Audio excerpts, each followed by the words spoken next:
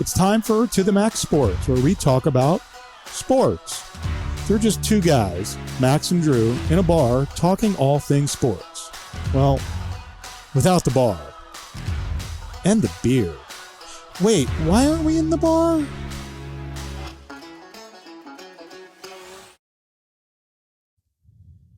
Hello, folks, and welcome to the Flying Whippet Production Studios. What's up, dude? Jeff is back.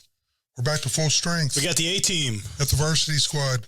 Nice to be back. Yeah. So, we're going to move on to a lot of different things. We're going to cover the NBA playoffs. Jeff's our basketball guru. Next couple weeks, I'm going to go through the baseball divisions. Tonight, I'm going to go through the NL East, kind of tell you who I like. So stick around for that. I want to hear about Jeff's summer vacation. I want to hear about Jeff's awesome summer vacation. Spring vacation, Did you see Christy Brinkley? I did not. That would have been so cool. Yeah, I went to Augusta. I won some tickets in a raffle. Oh, cool. Earlier, well, it was 3 years ago. Yeah, and then the Masters got postponed because of COVID, et cetera, et cetera. Anyway, here we are. I had tickets to the practice rounds Monday and Tuesday of last week. So I invited my brother. We flew to Atlanta, rented an RV, drove down to Augusta, which is a little over 2 hours. Had a spot set up at an RV park called Heritage RV Park. Shout out to those guys. Cool. Yeah, stayed in an RV, drove the thing up to Magnolia Lane, which is kind of weird when you're in a little bit of a hoopty. Yeah. But yeah, parked it across the street, walked right in, and had the time of my life. That's awesome, man. What an experience. I mean, everybody tells you that it's even better than you will expect. It over-delivers. So now, were you able to walk? Do you just watch the warm-ups, or can you walk the course during the practice round? Oh, yeah. Full access to the golf course. So I walked the course probably almost 2 times on Monday, and then another time on Tuesday before we got rained out, which was a bummer. The bad weather rolled in. But on the plus side, and you'll love this, Bob, the Masters honors that ticket for next year. So really? I get to go back. Oh, sweet. For Tuesday of next year, at the very least. Wow. I know. Pretty stoked. And you got to see Tiger? I got to watch Tiger for a long time. Saw him on Monday play about 4 or 5 holes. Watched him on Tuesday morning, warming up for about an hour and a half. And watching him warm up is, it's something else. And watching any PGA Tour player is cool because they just stripe it so beautifully. It's amazing. But Tiger is on an entire other level. Yeah. He was hitting these short-sighted wedge shots, and of course it's Augusta, so like the greens on the range are like actual greens on the golf course. Right. I mean, they're stimping 15, and they have huge faces of bunkers, and there's hard shots, and Tiger was just throwing them in there, spinning it right next to the hole over and over and over again, where you could put like a picnic blanket over, 20 balls. Yeah, it's amazing. And it is amazing. And credit to the people, to the members, Augusta National and its members run the absolute greatest sporting event in the world. Yeah, it is efficient, it is easy, and it is affordable once you're there. They don't gouge you on anything. There's 10 people in the bathroom, like telling you which stall to go to and cleaning the stall before you go in. It is, yeah, man, it is top notch. That's cool. Can't wait to go back. So you walked the course prior to Tiger playing. Again, we're going to get to the NBA and some baseball, so hang on. But prior to Tiger playing, first of all, we didn't think he would play. We thought he'd be a late scratch. He would scratch himself, but he did play. And our biggest concern with him was he'd be pumped full of adrenaline and he would play well.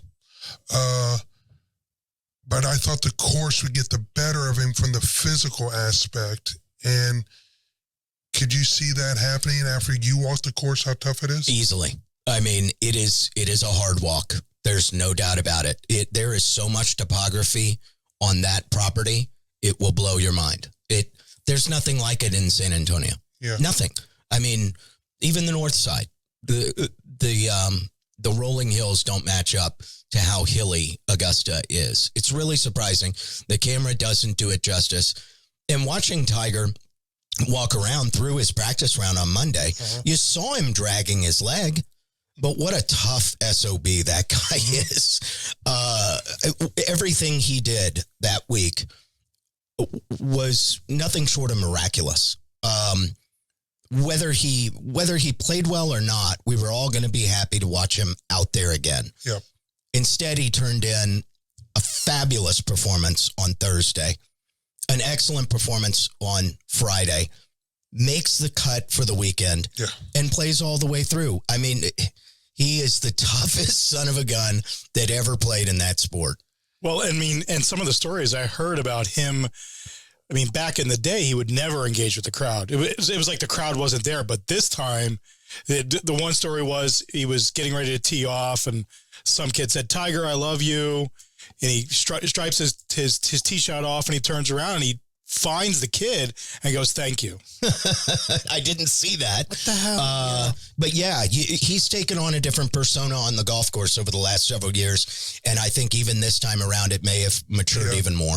Yeah, I think he's matured as a human being. I'll tell you, when you're laying in a hospital bed, and a year ago, talk about your come to Jesus moment. You know, they were talking about he was possibly going to lose his leg. Yes. So I think it gave him a lot of time to reflect. And, any athlete that can acknowledge the fans and kind of give back. And that was one of the things that always made Phil Mickelson a fan favorite. Regardless of what you thought about him, he always had that interaction, that engagement with the fans. So it's kind of cool that I think Tiger's reached that level of what I would call the Jack Nicklaus, the Palmers.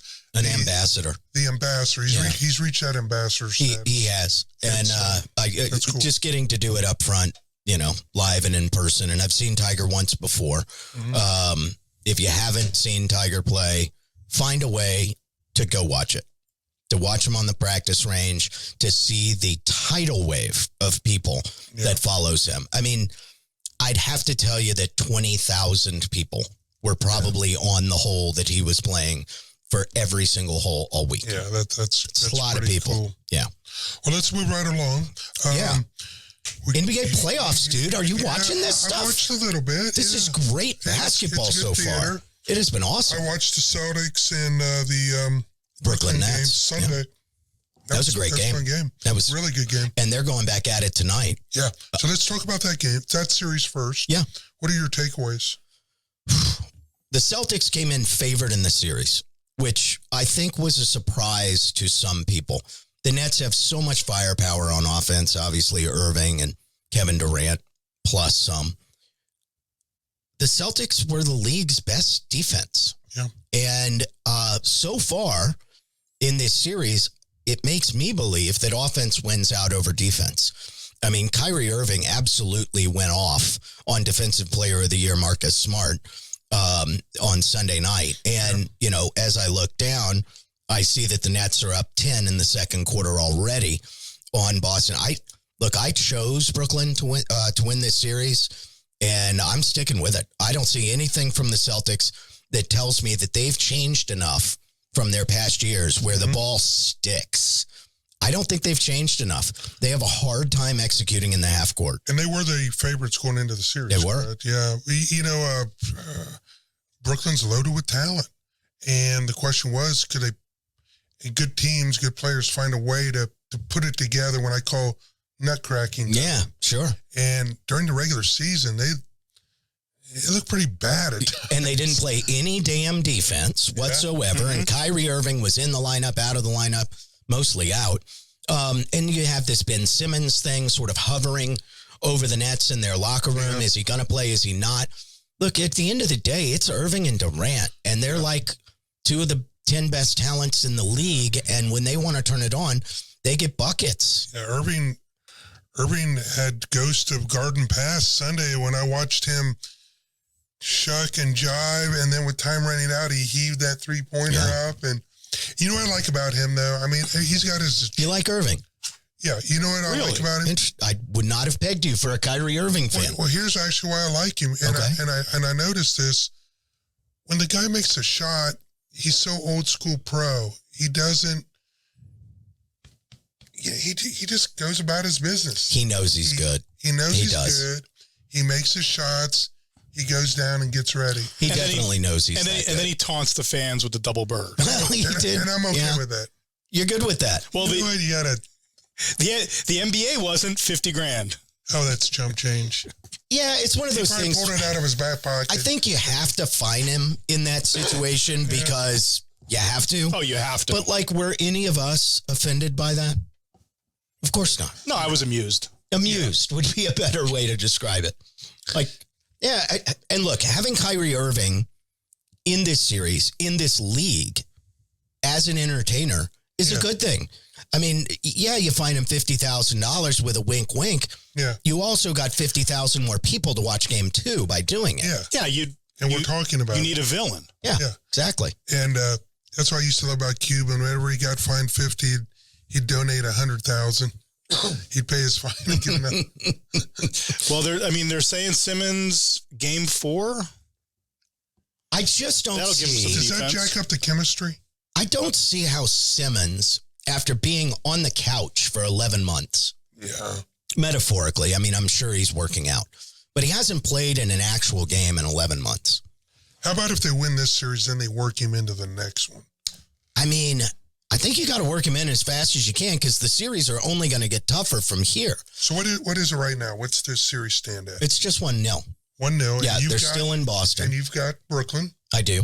And you've got them winning in X amount of games? I think it'll go 6 or 7 for sure. Did you put a friendly wager on it? I did. Okay, good for you. Good for you. Well, not really. I mean, they're down 1-0 so far. Yeah. But maybe looking to even it up tonight. But talent-wise, and this has been always my thought about the NBA, when you have a best-of-7 series, generally the team with the most talent wins. Correct. The best team wins. Boston were not overwhelming favorites. I think they were minus 180, and the Nets were like plus 145. So it wasn't large disparity between the two teams. And I think this series is going to reflect it. Yeah. I think you're going to see a lot of close games, and I think it's going to go deep into the games. Should be a fun series. Yeah, absolutely. Now, the 76ers, who I guess a couple weeks ago I said they would win the NBA title. Yeah, you did. Yeah. And that caught me because they've got a lot of stuff going on, okay? I mean, James Harden looks fat, old, out of shape, and like he doesn't give a damn. That is not real good when that's your second best player. Although... It was like picking Netflix, for a stock. But they've come out and kicked the crap out of Toronto in the first 2 games. Yeah. Oh, yeah. I mean, Toronto's a solid team, but at the end of the day, this was to be expected. The pick du jour among the Sharps was the Raptors to beat the Sixers in this series. They were a very hot pick, the Raptors were. Yeah. Because of the way they go small, because of their great coaching from Nick Nurse, and because, frankly, Harden looks fat and old and slow. But they have other weapons. That's just it. That everybody forgot that Tyrese Maxey is becoming a superstar. Now, Tyrese Maxey, I started watching him when he was about 16 up in the AAU tournaments that I used to coach in. And I mean, the first time I saw him, it was like, who the hell is that? That's one of the fastest people I've ever seen with a basketball. Mm-hmm. Just end to end, lightning fast. And then I saw him about 2 years later.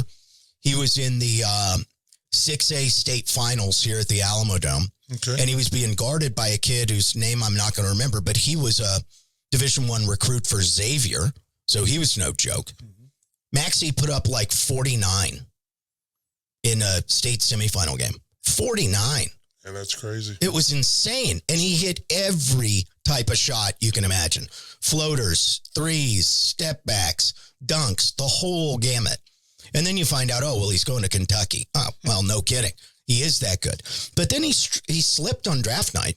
Mm-hmm. He was the 6th point guard taken his year in the draft. And that's 6. And what year did he come out? Was he a sophomore? This is his third full year. So he came out of college as a... He came out after 1 year of that Kentucky. So, you never... it's so quickly. tough to evaluate talent because there can be such a huge maturation process. No doubt. And you're only playing ball at Kentucky for 6 months? Right. 5 months? If you're in a cold stretch, Yeah. those 5 months are bad. And if you're hot, you can vault up the boards. So, they do have other weapons. They do. Who do you got in this series? Oh, I've got Philly, and I've got a lot riding on that one. I like Philadelphia in that series. I can't even imagine. Or if Philly's probably, I'd say Toronto's probably plus 220 or something. Yeah, they were somewhere in that neighborhood. I don't want to lose that one. No, but I won't be. Anyone. I won't be. And they have game 3 tonight, by the way, in Toronto, which will be interesting because the Sixers will be without Matisse Thybulle because he's not a vaccine guy, so he can't go to Canada. Wonder how his teammates feel about that, Bob. If I was his teammates, I'd be pissed off. I feel you. What the hell are you doing? Go get one jab of the J&J and get your ass back on the court. Feel you. I'm on your side, Tyrese. That was my feeling about Kyrie. Matisse. And that's my feeling about, what is it? The Yankees have a bunch. I mean, just switching sports. The Yankees have a bunch of unvaccinated players that can't go to Toronto. If it were the regular season, as it is for Major League Baseball, and you have 160 odd of them, not that big a deal. But when Matisse Thybulle figured out 10 days ago, hey, we're going to be playing the Raptors, I'm probably going to have to cross the border. Maybe I should go get the poke. I mean, come on, man. This is what you get paid for. Hey, we're probably playing the Raptors in the playoffs. There's this thing that I need to do if I'm going to go to Canada. What was it? I keep on forgetting. It's not the passport. Well, I'll just leave it at this. If people got vaxxed and didn't catch this COVID, then I would be all for it. But at the end of the day, it's a personal health decision, and I'll always respect that.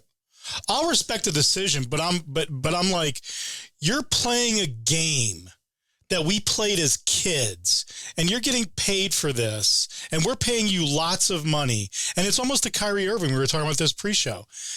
Those fans in Boston who sweat and bleed for the Celtics, who work their 8 to 5 job down at the concrete mill, a la Ben Affleck in the town.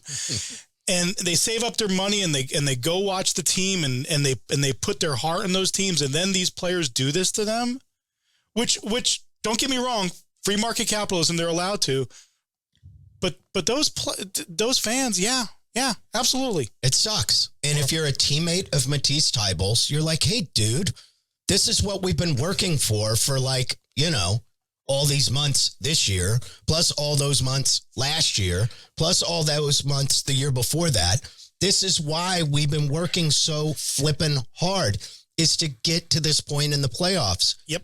You knew we were going to play Toronto and you couldn't get a jab. I mean, we didn't care when you missed the regular season games. We were okay with that. But this is the playoffs. And if you want to take a stand, find another place.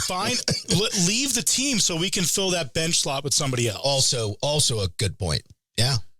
Okay, next on the Howard Stern show, we're gonna.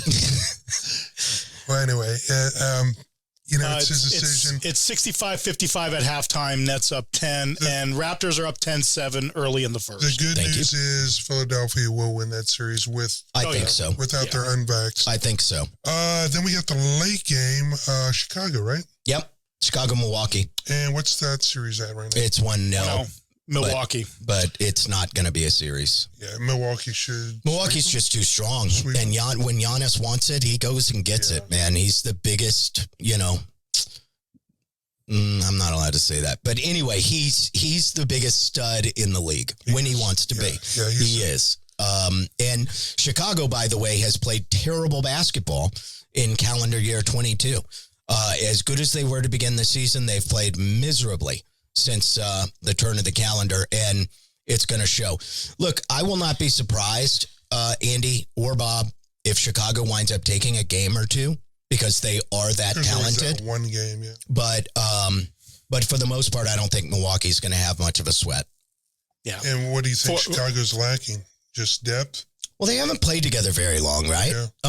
And, you know, the combination of Zach LaVine and DeMar DeRozan, Zach LaVine being unproven in the playoffs, DeRozan being, unfortunately, proven as not as good as he usually is in the regular season, year after year after year. That doesn't work out very well.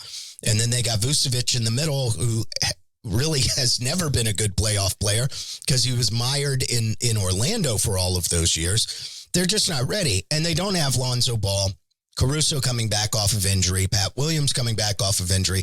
It's just, it's a bad matchup, bad timing for the Chicago Bulls. So can we say, if you're a Bull fan, this was a surprisingly... This was a great year. Yeah, it was a great year. And they're heading in the right direction. They're heading in the right direction. So what games haven't we covered? Well, the entire West. Well, let's talk about that. You're right. You're right. You're right. All of our games tonight are Eastern Conference. Yeah. It's all Eastern. Well, and it's all injury drama in the West. It's Booker with a hamstring. It's Doncic with the whatever he's going through. It's all injury drama. So let's go through the Phoenix series. Well, that's a good place to start. Phoenix lost last night after losing Booker for the second half to a hamstring. Really hurts. It hurts them very badly. Thank God I've never had a hamstring, but I know people that have, and that's an injury you just don't come back from. And the one he pulled up with is opposite the one he's had problems with. That's right. So he looked awfully pissed off on the sideline in the second half. Did y'all notice that? He looked upset because he knew. I think he has a bad feeling that he's out for weeks. Yeah. They can win this series. Did you bet this series? No, the odds were stupid long. Yeah, they're reporting he's out at least 2 to 3 games, at least. I would say he's out this entire series. Yeah. So Phoenix is really good, and luckily for them, they're super deep at the wing. Yeah, they are. Phoenix's roster, top to bottom, is almost as good as it gets in this league. Memphis is up there too. They just have a lot of dudes. And even last night, in a losing effort, you saw Cam Johnson play really well and get his while Booker was on the sideline. I still think they're going to win this series with kind of handily. Yeah. The Pelicans just have never been there, and they don't know what they're doing up there. It's just going to be hard for New Orleans to get past this. And Chris Paul refuses to lose. The Suns team is experienced even without Booker. Yeah. They've been short all year long, whether it was Booker or Paul injured. They got through it. They won 67 games. Like, they're going to be all right. And the Pelicans are moving in the right direction. They'll be all right, too. They are really impressive. You want to talk about rosters that have surprising depth? Yeah. I mean, I'm a Spurs fan. I'd put the Pelicans roster miles ahead of the Spurs roster. Miles. Now, Spurs are building 3 first-round draft picks coming up this summer. That could go a long way, but basically everything they've done in New Orleans in the last 4 years, while it has looked like crap, it is absolutely going to bear fruit, and you can start to see it now. Yeah, you're right. Moving on to the headline of the West, guys, which maybe we've buried because, Doncic is hurt, and Utah and the Mavs are going to go back and forth in this series. And depending on whether Doncic comes back, this series could go either way. If Doncic doesn't come back, forget it. It's over. Jazz take the series. The Jazz. You will? Oh, I have no idea. It's a calf. I mean, I have no idea. Gosh, is Utah like the New England Patriots of the NBA? I mean, they just find ways to, not necessarily. No, because they never win. Okay. But they're always around. They're always good. They're always good. I think of that as the Denver Broncos. Yeah. That's true. Yes. That's a good they're bet. always Better 9-7, 8-8. Yeah. Always around. Always around. The Jazz are kind of always around. And look, if they get hot and they start clicking, there's not a team they can't beat when they're on. Yeah. I think they're going to beat the Mavs, and then they're going to have to play the Warriors, and that's not going to go well. Right.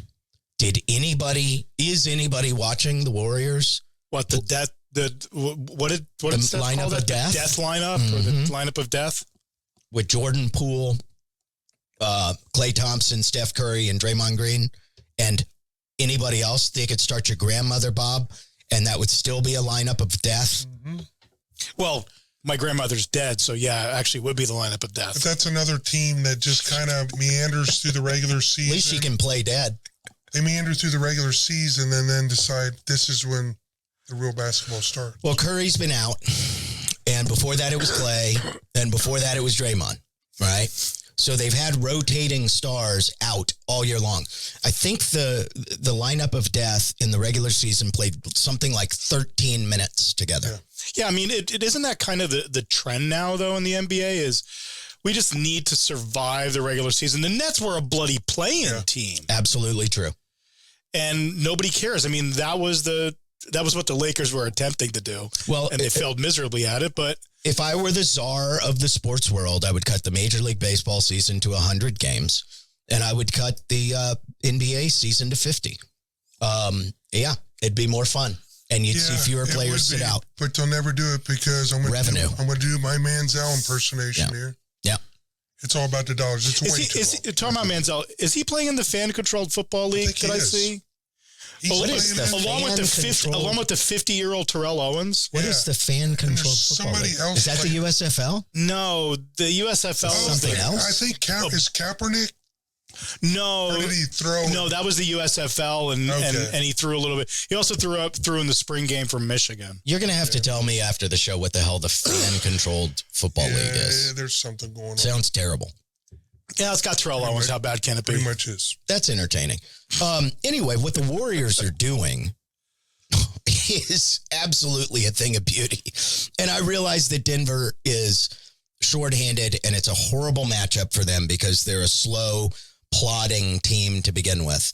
But watching the Warriors zip the basketball around is truly some of the most beautiful hoops you will ever see in your whole life. More beautiful than the beautiful Spurs basketball? I'm telling you, it's and who's in their that coach? category. Who's their coach? Stevie Kerr. Yeah. It's Oh, believe me. apple doesn't fall too far from the tree, does it? I want to see somebody write out Popovich's coaching tree. Oh, it's insane. And it's everywhere. Yeah, it really is. I mean, it's absolutely everywhere. So you want to go through the playoff teams? Utah has Quinn Snyder. He coached under Pop. Yeah.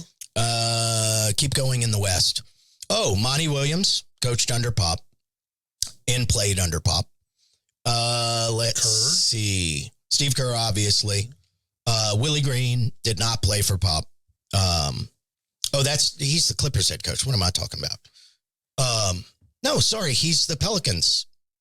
What am I doing? Yeah, Pelicans head coach. But he did not play for the Spurs or get under Pop. There's the East, I know they did. Oh, they're just everywhere, GMs guys. Too. Oh, one of the GMs. Absolutely everywhere. So they're everywhere. Yeah. So having said that, yes, the NBA winner comes out of the East. Do not bet on it. I don't think anybody beats the Warriors if they stay healthy. I'll take that bet. Take it. Give me the East field against the Warriors for a pizza? I will give you that bet when the finals come. I'll take half of that. Okay.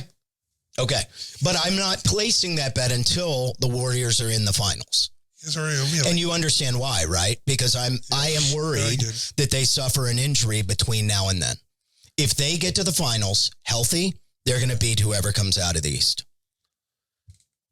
You guys owe me Who from the East? You owe me so many slices of pizza and beer between you and Bob. Well, you're not collecting, so of course I'm going to run the tab up. You beat me in the Masters. I said that idiot Jordan Spieth would beat Tiger. Didn't make the cut. God, he's played terrible. Yeah, until he won last weekend. Well, yeah. He won 2 days ago. I know.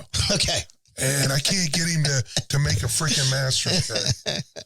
But he's been playing terrible. He has been off and on. He absolutely has. You still owe me from the Bengals bet.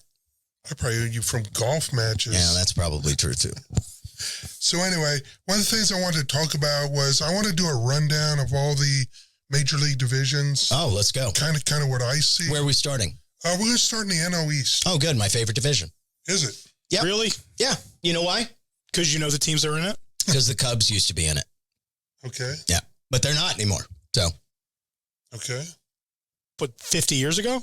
No, the Cubs were in the NL East like... when we only had the NL East and the NL West? Yeah, maybe you're right. Back in the day. Maybe you're right. Well, here's the team. Yeah, they were never in the NL East. Sorry. That's my bad. That's okay. You know, we all make mistakes. We're okay. Yeah, go ahead. Let's go.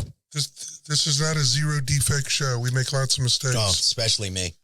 Braves, Phillies, Mets, and then we got the Nationals in that division. You're forgetting the Miami Marlins. Is that the Marlins symbol on the board there? Yeah. It's really cool looking. Yeah. Well, they have a cool symbol, a crappy team. Oh, they're just So they're let me an talk atrocity. about Bob's dad's beloved Mets. No, they're my beloved Mets, too. They just... Okay. You're a Mets fan, Bob? Well, I'm a Mets fan. Here's a couple good things going for the Mets. Okay. Do they still have Noah Syndergaard? No, he's with, I asked that the other week, he's with the Angels now. Okay. No, they have Scherzer and DeGrom is a little sideline right now. But Scherzer, 3-0, 2.5 ERA. Guy is a freaking beast, Love man. me some Max Scherzer. And you know where everywhere he goes, he elevates the team. So, having said that, I got them as the best division in pitching. I love that. I love DeGrom. I love Scherzer. Do the Nats Bassett, they got Bassett. Do the Nats still have a really good pitching lineup? No. Yeah, we're going to get to that. Okay. Hold your horse. Well, you said it was the best pitching division. It is the best pitching division, one of the best in my opinion, but the Mets have the best pitching team. In the division. In the division. Okay, sorry. I need to Got articulate. Got it. Here's your problem. Will the real Lindor step up? The guy with the 10-year, $341 million shortstop contract that the Mets have. Is he not playing well? He's played well, but not to expectations. Okay. So, you know, the Mets are solid. In my opinion, I don't know if you remember last year, it really went down in the West, the NL West, between the Dodgers, San Diego, and LA. Remember how tight that was last year? Yeah. I see this NL East being that version. I think you're wrong, but continue. I think there's three teams in there that could have some of the best records in baseball. Which are the three? Atlanta, Philly, and the team I just talked about, the Mets. I'll agree on two of those three. Okay. Which is the one you're leaving out? The one when I ran down the division over the text earlier today, I left out of the division. No. I only recall the Mets, the Braves, the Nationals, and the Marlins, and I forgot the Phillies. Wow, that was... You're going to get a battery thrown at your head. Only if I dress like Santa Claus. The Braves won the World Series. They did lose Freddie Freeman, but you know what? They picked up Matt Olson, and that guy's a beast. If you watch this guy hit, he is a hitting machine. And they have 5 guys. There's 5 guys that are probably going to hit over 25 home runs for that team. Wow. Olson, Albies, they got Duvall, they got Acuna, who was out for most of the season when he had that horrific injury. So even though I like the Braves and their hitting, I don't see them win the division this year. My team to win the division is the Philadelphia Phillies. Of course, you're going to say the Philadelphia Phillies. Why would I say that? I don't know, because I'm not even a Phillies I actually don't know why you're a Phillies fan.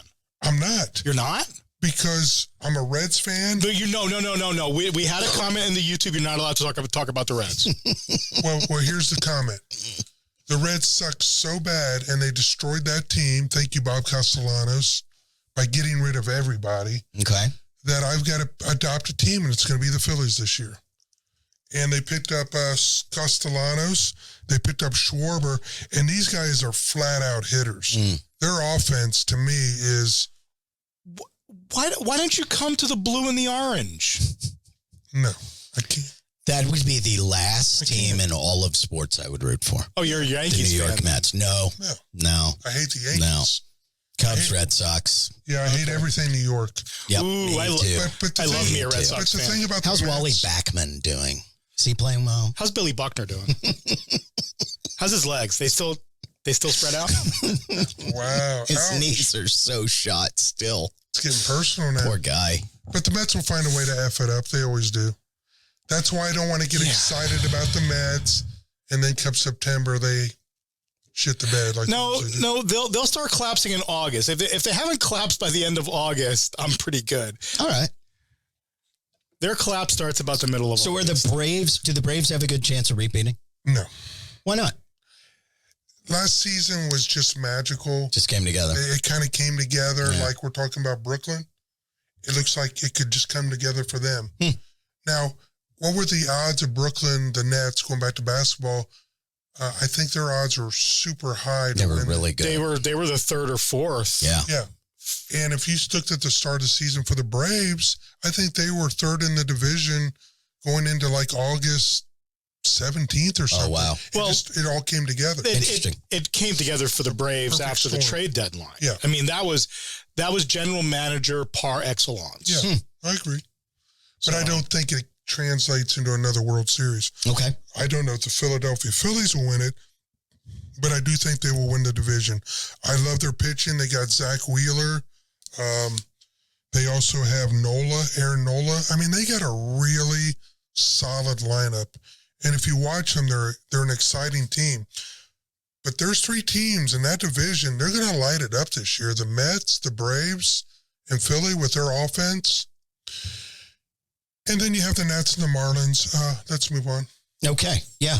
Well, don't you rack up wins against those teams? Isn't that the general idea? Yeah. The Nats are going to be sold. Really? The learners have indicated that they would be open to taking bids, which is shorthand for we're selling the team. Yeah. Interesting. After only 16 years?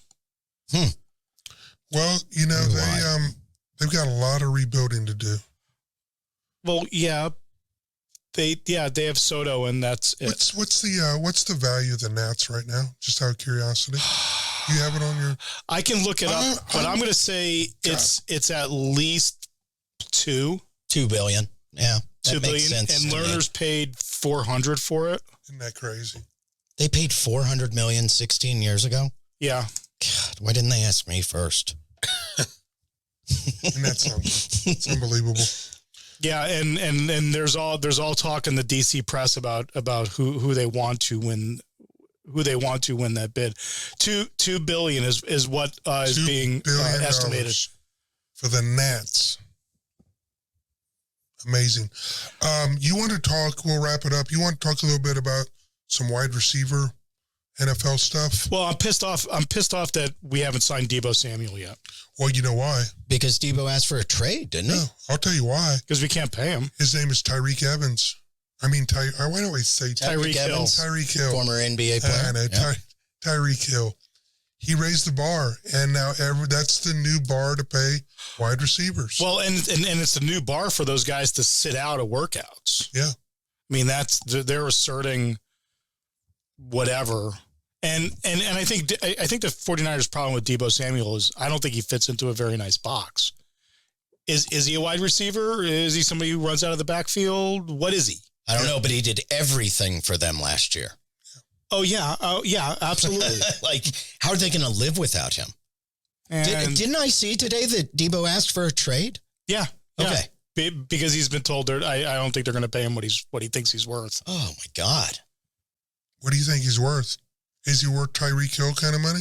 No, not quite. But Tyreek Hill's not worth Tyreek Hill money. Yeah, preach on that. The issue with Deebo Samuel is if you have an offensive coordinator who can integrate what he can do into your game plan, then I think he is worth a decent chunk of change. But the problem is right now you have Garoppolo on his last year. So you have a lot of money sitting there and nobody's traded for him yet. That's a little surprising to me, though not quite so much with his shoulder injury coming out of the season. But if they don't have Deebo, they have no offensive hub. Well, maybe Deebo's thinking, I got this journeyman has-been. Yeah, Kittle. Yeah. Maybe he's thinking I got this journeyman has-been half-assed quarterback, and I'm wasting my career here in San Francisco. Oh, my God. No, stop dissing on Garoppolo. I saw him in a Subway ad, and man, that boy is handsome. Well, he'll probably make more money doing commercials than he ever will in his playing career. Well, I mean, Tom Brady makes less money than his wife. So I'm going to do something fun here if anyone's still watching. What do you got there? We got this little sports game. And if anyone's still watching, see if you can answer the questions, okay? I don't even know if I Am I supposed to answer it too? Yeah, the answers are just below it. Yeah. So it's just Q. So let's do this. It's kind of fun. The batter hits one out of the ballpark. As he rounds second, he trips, sprains his ankle. He goes back to second and requests that his coach replace him with a substitute runner. He can't complete the home run trot. Is this legal? No, it's not. I think it has to be. It's not. You've got to cross home plate on your own power. Did you find the sound you want? I'm looking. Who's that for? Me or Bob? Yeah, we answered. That's for you. Oh, yes. Really? Since the ball becomes dead when it leaves the park, the team at bat can substitute a runner to complete the circling of the bases for the injured player. And I'm sitting in their stands booing this player that we're paying millions of dollars a year for because he can't crawl his butt around the bases. Got a basketball one for you. All right, give it to me. You're the basketball guru. Yep. And a golf one in here. Ooh, I like it. John is fouled. We'll just say John Wall. Okay, John Wall got fouled. John Wall is fouled and is subsequently ejected from the game before he can shoot his free throws. Who must shoot them for him, and who decides this? The other team picks somebody from John Wall's team off the bench to shoot those free throws. However, where's the ding, ding, ding button? Do we have a ding, ding, ding? It doesn't matter. Ding, ding, ding. However, you can crow. Here's a rooster. Here's the problem with that question. It's a cock. John Wall would never be in the game because he gets paid and doesn't play, so he's not going to get fouled. Also true. Well, it's just a hypothetical. Give me the golf one. That so sounds it is. hard. One of the 4 remaining teammates on the court will be designated by the opposing coach to shoot the free throws. So in this case, back in the day, if it had been, I would have had Shaq. if he were on the court. Or in this day and age, when he starts playing again, Ben Simmons. Or Ben Simmons. There you go. What's the over-under for how long Ben Simmons is playing before he gets fouled? Oh, my God. 2 minutes? I mean, he is going to be fouled immediately. Shot 30% last playoffs. Go ahead. It's too funny. Okay, go. Excuse me. John and Bill both hit their balls into ground under repair. John Daly and Billy Haas? Billy Horschel. Okay. Billy Horschel. Okay. They both hit their ball where? Into ground under repair. Okay. Their balls lie 15 inches from each other. That's a long way. With John's, this is getting kind of pornographic. That's always golf. Their balls lie 15 inches. Okay. I know. It's a pretty big scrotum. I know. They're really long way. Wide stance. Their balls, these are old balls. Mm-hmm. Their balls lie 15 inches from each other, with John's ball being furthest from the hole.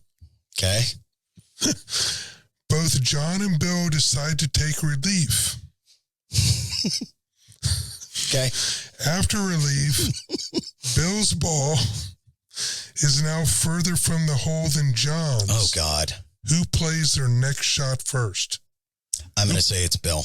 I just don't care. Who puts it in their hole first? I'm going to say... Why do we care about the answer to this? But I think it's John. Because his ball was... He was further to start with. Okay. And the answer is... John. Their order of play was determined by the position of the balls before they took relief. Okay. All right. Great. So when you and Eddie are out there playing and he's screaming... It actually matters. It could come into play. So balls matter. Mm-hmm. Who's closest to the hole matters. That's right. Okay, we're going to wrap it up with football. Good. We got a football one. All right. You didn't tell me that. Great. John, which John is playing wide receiver? Wide receiver John. I can't think of many Johns. Yeah. Drawing a blank on a John wide receiver. Johnny, wonder a Johnny that played way back in the day. I think for the Jets, way back in the 70s. Okay. Anyway, John is playing wide. John's a white boy name, so yeah, there ain't too many wide receivers. John is playing wide receiver. John Brown. Okay. Did you make that up? No, it's the first thing that came up in a Google search for receivers with first name John. Okay. John Brown is playing wide receiver, is bumped out of bounds by the cornerback. Oh, this is an easy one. He comes back inbounds and makes the catch after the cornerback tips it. Is the catch considered legal? Yes, it is, because it was Yes, tipped. it is. Once the ball was tipped by the cornerback, John becomes an eligible receiver to catch the ball. By the way, John Brown. Is he the real fast one that used to be on the Cardinals? Yes. Short guy, real fast. Nicknamed Smokey or Smoke, Mhm. was drafted by the Cardinals in the 3rd round of the 2014 draft. He played for the Ravens in 2018 and Bills from 2019 to 2020. Cool. I remember him. So, guys, we've had a lot of fun tonight, Jeff. Oh, Thank you dude, so I much appreciate for it. coming back. Don't be a stranger. Yeah, bud. We need you. Thanks, everybody. And until next week, we will see you. Thanks, Have a folks. great Thanks, evening. Bob. And we're out.